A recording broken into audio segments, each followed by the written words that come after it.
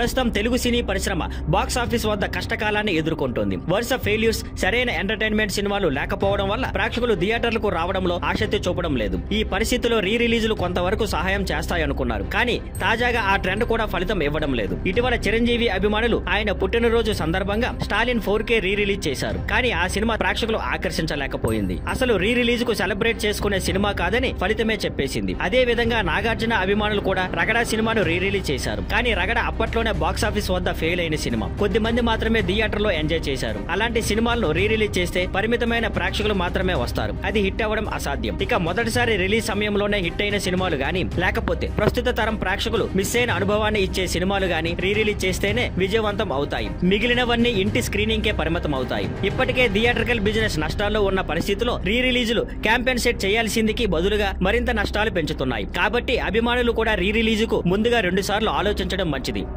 Thank you for watching. Please like, share and subscribe.